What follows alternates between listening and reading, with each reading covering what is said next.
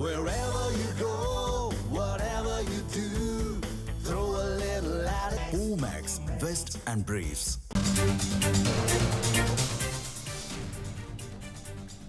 முக்கிய செய்தி. தேர்தல் நடைமுறை தொடங்கி அமலில் இருப்பதால் பாமகவின் மாம்பழ சின்னத்தை முடக்க நீதிமன்றம் உத்தரவு பிறப்பிக்க முடியாது என தேர்தல் ஆணையம் தெரிவித்திருக்கிறது.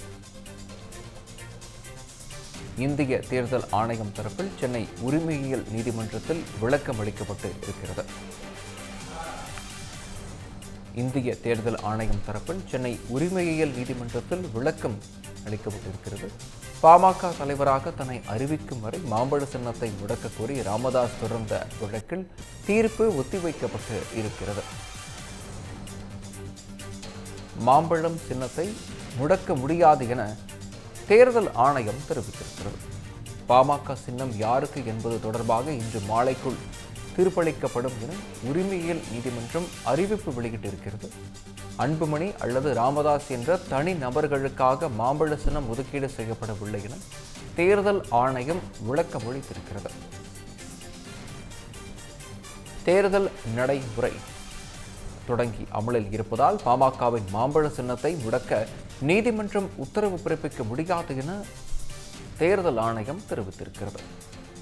இதுகுறித்த விவரங்களை வழங்க இணைகிறார் எமது செய்தியாளர் செந்தில்குட்டி. செந்தில், விவரங்களை வழங்கலாம். தலைவராக தன்னை அறிவிக்கும் வரை மாம்பழ சின்னத்தை முடக்கி வைக்க வேண்டும் என்ற ஒரு கோரிக்கை வைத்து பாமகவுடைய நிறுவனர் ராமதாஸ் ஒரு வழக்கை சென்னை உரிமையியல் நீதிமன்றத்துல தொடர்ந்திருந்தார். இந்த வழக்குல இன்று இந்திய தேர்தல் ஆணையம், அன்புமணி தரப்பு, அதன் பிறகு ராமதாஸ் அவருடைய தரப்பு, கட்சியினுடைய பொதுச் செயலாளராக இருக்கக்கூடிய வடிவேல் ராவணன் ஆகியோர் தரப்புல வாதங்கள் வைக்கப்பட்டது. காலையிலிருந்து இந்த வாதங்கள் நீடித்த நிலையில இந்த வழக்குல தற்போது தீர்ப்புக்காக தள்ளி வைக்கப்பட்டிருக்கிறது. இன்று மாலைக்குள் இந்த வழக்குல தீர்ப்பு வழங்க இருப்பதாக சென்னை உரிமையியல் நீதிமன்ற நீதிபதி தர்ம பொறுப்பு தெரிவித்திருக்கிறார். இதுல குறிப்பா தேர்தல் ஆணைய தரப்புல பல்வேறு வாதங்கள் வைக்கப்பட்டது. குறிப்பாக சின்னத்தை முடக்க கோரிய ராமதாசுடைய கோரிக்கையே தவறானது என்றதை தேர்தல் ஆணையம் வாதமாக வைத்தார்கள். எதற்கென்றால், அங்கீகாரம் பெற்ற கட்சியாக இருந்து தற்போது அங்கீகாரம் இல்லாத கட்சியாக இருக்கக்கூடிய பாமகவுக்கு சின்னம் ஒதுக்கீடு விதிகளின்படி மட்டுமே அன்புமணி தரப்புக்கு மாம்பழ சின்னம் ஒதுக்கீடு செய்யப்பட்டிருக்கிறது. அங்கீகாரம் இல்லாத பாமக கட்சி மாம்பழ சின்னத்தை உரிமையாக கோர முடியாது என்றும், அன்புமணி, ராமதாஸ் என்ற தனி நபர்களுக்காக மாம்பழ சின்னத்தை ஒதுக்கீடு செய்யவில்லை என்பதையும் தேர்தல் ஆணையம் விளக்கமாக அளித்திருக்கிறது. பாமக அங்கீகாரம் இல்லாத கட்சியாக ஆனதால் மாம்பழம் ஒரு பொது சின்னமாக அறிவிக்கப்பட்டு அந்த சின்னத்தை முதலில் யார் உரிமை கோரியிருக்கிறார்களோ அவர்களுக்கு தான் தற்போது ஒதுக்கீடு செய்யப்பட்டிருப்பதாக தேர்தல் ஆணையம் தரப்புல விளக்கம் அளிக்கப்பட்டிருக்கிறது. இது மட்டுமல்லாமல் அன்புமணி தரப்பிலும் இந்த வழக்குல பல்வேறு வாதங்கள் வைக்கப்பட்டது. குறிப்பாக பொதுக்குழு நடத்தப்படாமலே சிறப்பு பொதுக்குழு என்ற பெயர்ல ஒரு போலியான பொதுக்குழுவை நடத்தி பெரும்பான்மையான உறுப்பினர்கள், நிர்வாகிகள் ஆதரவு இல்லாமல் நடத்தப்பட்ட அந்த பொதுக்குழுவால் ராமதாஸ் தன்னைத்தானே ஒரு தலைவராக தேர்ந்தெடுத்தது செல்லாது என்று அன்புமணி தரப்புல வாதம் வைக்கப்பட்டது. நிறுவனர் ராமதாஸை சிலர் தவறாக வழிநடத்துகிறார், இது தந்தை மகனுக்கிடையே உள்ள பிரச்சனையை பயன்படுத்தி சிலர் அரசியல் ஆதாயம் அடைவதற்காக இது போன்ற பிரச்சனையை செய்து வருகிறார்கள் என்று அன்புமணி தரப்புல வாதங்கள் வைக்கப்பட்டது. இது மட்டுமல்லாமல் கடந்த 2025ஆம் ஆண்டு ஆகஸ்ட் மாதம் சிறப்பு பொதுக்குழு நடத்தப்பட்டு ராமதாஸ் செயல் தலைவராக தேர்ந்தெடுக்கப்பட்டது கூறுவது பொய்யானது என்பதையும் அவர் நீதிமன்றத்தில் தெரிவிக்கப்பட்டது.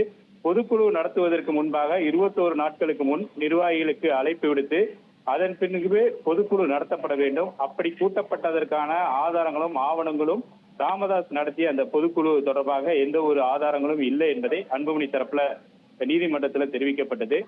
இதற்கு ராமதாஸ் தரப்புல எதிர்வாதங்கள் வைக்கப்பட்டது. அன்புமணி தலைவராக தேர்வு செய்யப்பட்ட பின்புதான் பாமக கட்சியினுடைய அங்கீகாரமே ரத்தானதாகவும், அன்புமணி கட்சி விரோத செயலில் ஈடுபட்டதால் தான் கட்சியின் அடிப்படை உறுப்பினர் பதவியிலிருந்து நீக்கப்பட்டதாகவும், ஆனால் மீண்டும் தலைவராக தேர்வு செய்யப்பட்டதாக ஆவணங்களை மோசடியாக தயாரித்துதான் தேர்தல் ஆணையத்துல தெரிவித்து அந்த மாம்பழ சின்னத்தை பெற்றிருப்பதாகவும் ராமதாஸ் தரப்புல வாதங்கள் வைக்கப்பட்டது.